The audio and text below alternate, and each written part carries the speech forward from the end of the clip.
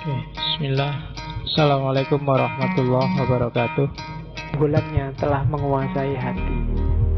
Apa kalau Bismillahirrahmanirrahim. cinta Alhamdulillah kita lihat levelnya isinya para yang isinya sana kita antara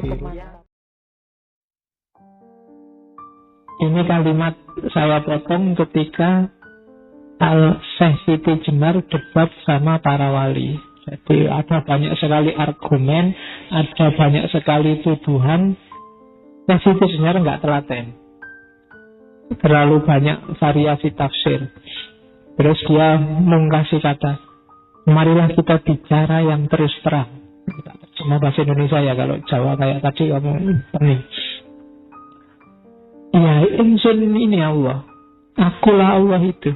Akulah yang disebut Prabu Sat Mata. Tidak ada lain yang bernama Allah. Saya menyampaikan ilmu tertinggi yang membahas ketunggalan. Ini bukan badan. Jadi aku itu yang tak maksud bukan badan ini. Lamanya bukan. Karena badan itu tidak ada. Yang kita bicarakan ialah ilmu sejati. Jadi untuk semua orang kita membuka tabir. Jadi ini setelah diskusi panjang dengan para wali, dia jengkel. Iya wis, yang bilang ingsun Allah, ya wis akulah Allah. Tapi aku bukan badan ini. Jadi yang sejati, yang Allah itu bukan badan ini. Ini wadah fisik. Jadi katanya Siti Jenar, ilmu ini nanti yang tak ungkap ke masyarakat, buka tabir. Jadi para wali ditantang, yang kayak gini salah nggak? Maksudnya gitu kan. Isinya yang diajarkan salah nggak? Itu kan mungkin maunya saya Siti Jenar. Nah kalau yang tak ajarkan benar, ngapain semua marah? Kecuali aku ngajarin yang salah. Kalau hanya salah, misalnya mereka itu orang awam, nggak nyampe, sombong sekali kita. Kamu merasa lebih tinggi. Padahal yang diajarkan saya Siti Jenar pada santri-santri pengajiannya, manusia itu egaliter. Saya Siti Jenar yang berani pakai kalimat ingsun untuk diri sendiri, zaman itu luar biasa. Zaman itu orang biasa itu bolehnya bukan pakai ingsun, tapi pakai kawulo. Kalau di Jawa sekarang jadi kulo. Ya kan? Yang berhak pakai kata ingsun itu raja. Jadi ingsun, pukulun dan seterusnya. Dan saya Siti Jenar peduli amat dengan semua itu. Bagi dia setiap manusia sejajar, egaliter. Pereklah dengan ingsun yang hanya untuk raja itu. Kalau kamu mau bilang ingsun, bilang aja ingsun aku. Tidak harus kawulo. Kalau kawulo itu kan hamba. Tidak ada raja dan hamba di dunia ini. Kita sejajar. Di atas kita hanya Allah. Itu yang diajarkan di Lemah Abang. Dan ini kan yang bikin telinganya raja panas. Masa itu kemarin kata-kata milikku sekarang mau dipakai semua orang. Nah, jadi rebutan kata. Ya kan? Kemarin kan juga ada rebutan kata-kata Allah itu kan. Di Malaysia yang oleh pengadilan diputuskan kata Allah itu hak miliknya orang Islam. Yang Kristen jangan berani-berani pakai kata Allah. Itu kan gitu keputusannya di Singapura. Persis di era ini. Simbol-simbol arogansi, simbol-simbol perbudakan, simbol-simbol hierarki manusia dan penindasan manusia atas manusia. Dia mengkritik feodalisme zaman itu. Lah kok para wali mau saja disuruh bersidang, ya lagi-lagi urusan politik. Wali juga mereka juga punya strategi dakwahnya masing-masing. Nanti Siti Jenar dianggap, wah ini ngerusak proyek kita nih. Kita sudah punya proyek bagus-bagus ya. Sekarang dicegati dengan Asahidan. Terus jadi kalau kemarin Syekh Siti Jenar ana al-haq, maka Al-Halaj ana al-had Siti Jenar, kalimat yang terkenal adalah ya ingsun iki Allah. Argumennya apa? Ya persis kayak Al-Halaj kemarin. Jadi aku itu, yang punya aku itu hanya Allah, bukan diri manusiaku yang ditunjuk, tapi Allah yang ada dalam diriku. Kalau ada yang bantah, loh Allah kok ada dalam dirinya manusia? Terus kamu lihat, terus Allah harusnya ada di mana? Kita kan yakin bahwa Allah itu muhit itu ada di mana-mana. Dia meliputi segala sesuatu. Jangan kan dalam diri manusia. Di setiap makhluk ciptaannya, di sana ada Allah. Kamu tidak akan berani bilang, di sini ada Allah, enggak. Kamu bilang tidak ada juga susah, bilang ada juga susah. Itu Allah itu loh, lihatin. Nah, kamu kan nggak berani. Padahal kita punya pandangan bahwa innallaha bikulli syai'in muhit. Muhit itu meliputi segala sesuatu. Dunia ini ada di dalam Allah. Maka kalau orang bilang Allah dalam diriku, bukan sesuatu yang tidak masuk akal. Bahkan banyak sekali ayat yang mengisyaratkan ke sana. Ya termasuk tadi wa ana aqrabu ilaihi min hablil warid. Allah itu lebih dekat daripada urat nadi yang di leher ini. Jadi Allah lebih dekat padamu dibandingkan nyawamu sendiri. Sama nyawa kamu bisa putus, tapi sama Allah tidak bisa. Kan kalau ada orang mati nyawanya putus sih, apa yang gitu. Tapi sama Allah tidak bisa, karena Allah lebih dekat denganmu. Cuma kita nggak sadar. Kita itu merasa sosok pribadi yang mandiri, kita di sini dan Allah di sana. Kan kita mikirnya gitu. Makanya kalau berdoa terus kamu dangak luar biasa gini kan, sambil ya Allah minta ke atas. Ya tidak apa-apa sih, asal lebih khusyuk. Dibandingkan yang tidak konsentrasi sambil doa, tidak konsentrasi, kadang tangannya gini-gini. Kalau doa itu minta, kamu minta tapi nggak serius itu ya. Nanti jangan-jangan malaikatnya tersinggung. Minta apa tuh kamu itu? Minta kok sambil doanya hafalan lagi. Karena ada kamu tiap hari doamu kan hafalan. Jadi malaikat tuh mesti Allah tahu bodoh. Ya kan? Hafalan orang jelas. Tidak ada penghayatan. Iya.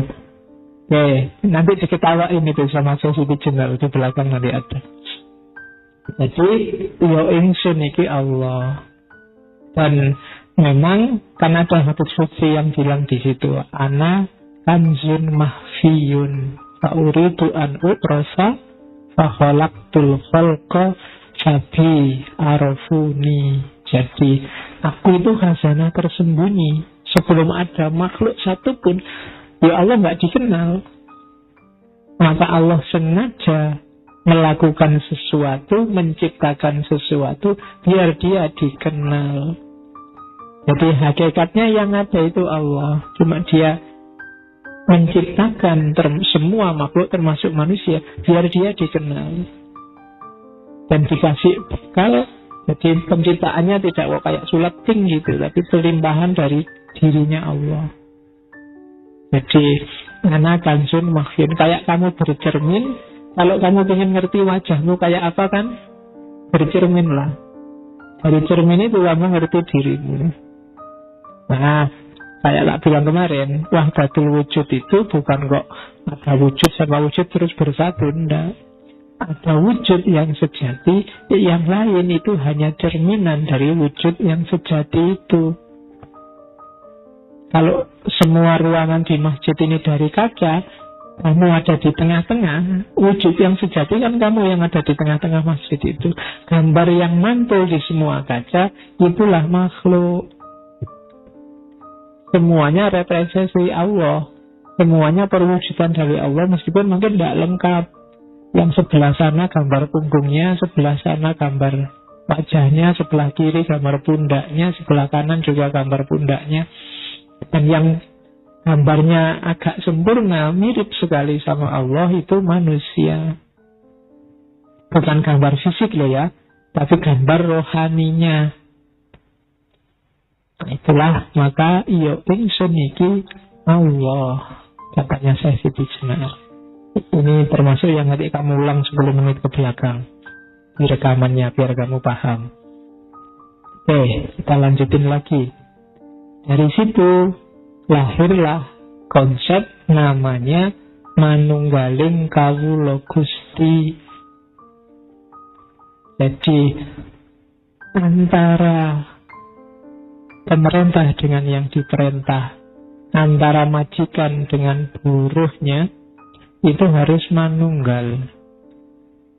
Termasuk manusia dengan Tuhannya. Kata-kata ini nasihatnya pada Sunan Bayat dari Syekh Siti Jenar. Kawula dan Gusti itu sudah ada dalam diriku. Siang dan malam tidak dapat memisahkan diriku dari mereka. Tetapi hanya saat ini nama Kawula Gusti itu berlaku, yakni selama saya mati. Ingat-ingat ya, di serat-serat di babat kalau ketemu kalimatnya Syekh Siti Jenar, kalau dia ngomong saya mati itu sebenarnya kebalikannya, karena alam hidup ini bagi Syekh Siti Jenar alam kematian. Alam kematian besok itu justru yang hidup sebenarnya. Jadi saat ini nama Kawula Gusti itu berlaku, yakni selama saya mati. Jadi saat kita hidup di dunia ini masihlah kita boleh ngomong manunggal antara Kawula dan Gusti. Tapi nanti setelah mati tidak ada lagi dikotomi Kawula dan Gusti. Kita masih Kawula kan karena kita masih terjebak oleh tanah merah ini. Kita masih terjebak oleh fisik. Begitu besok kita terbebas dari kungkungan fisik, ya kita hidup yang sejati. Dan itu tidak ada lagi dikotomi Kawula dan Gusti, karena kita sudah ilaihi roji'un, kembali pada yang sejati, kembali pada Allah. Tidak ada lagi keterpisahan, kecuali nafas yang tidak mutmainnah, itu yang tidak bisa langsung ilaihi roji'un, harus diperbaiki lagi. Oke, terus nanti kalau saya sudah hidup lagi, Gusti dan Kawula lenyap. Yang tinggal hanya hidupku, ketentraman langgeng dalam ada sendiri. Jadi sekarang filsafat hulul itihad manunggaling Kawula Gusti itu laku. Tapi besok tidak ada gunanya, wong sudah jadi satu. Sekarang masih bilang anak al-haq, yo ingsun Gusti Allah. Itu sebenarnya masih, saya bilang tadi, masih rasanya ada jarak, masih fana, belum fana fil fana. Tapi besok di kehidupan yang sejati, ya lenyap yang sejati. Kalau bahasa Buddha namanya nirwana. Oke. Pangeran Bayat, bila kau belum menyadari kebenaran kata-kataku, maka dengan tepat dapat dikatakan bahwa kau masih terbenam dalam masa kematian. Di sini memang banyak hiburan, aneka warna, lebih banyak lagi hal-hal yang menimbulkan hawa nafsu. Tapi kau tidak melihat bahwa itu hanya akibat panca indera. Itu hanya impian yang sama sekali tidak mengandung kebenaran dan sebentar lagi akan lenyap. Gilalah orang yang terikat padanya. Tidak seperti Syekh Siti Jenar. Saya tidak merasa tertarik, tak sudi tersesat dalam kerajaan kematian. Satu-satunya yang kuusahakan ialah kembali kepada kehidupan. Jadi ini ya makomnya memang sudah tinggi.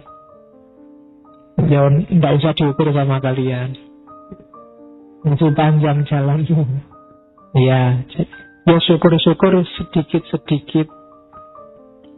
Meskipun masih belum bisa merasakan untuk bisa semakom sama Al-Halaj atau semakom sama Syekh Siti Jenar, ya sidik-sidik lah melangkah mendekat ke sana. Karena memang hidup kita kan harus muter dari nalillahi wa inna ilaihi tadi, kita harus kembali ke Allah. Jadi saya selalu bilang di banyak kesempatan, apapun yang kita lakukan, apapun yang kita ucapkan, ilmu apapun yang kita dapatkan, harusnya bisa selangkah atau setengah langkah atau seperempat langkah semakin dekat pada Allah. Jadi tidak boleh ada yang bikin kita malah semakin jauh. Apa-apa yang diingat Allah. Mau minum pun harus bismillah dulu, ingat Allah.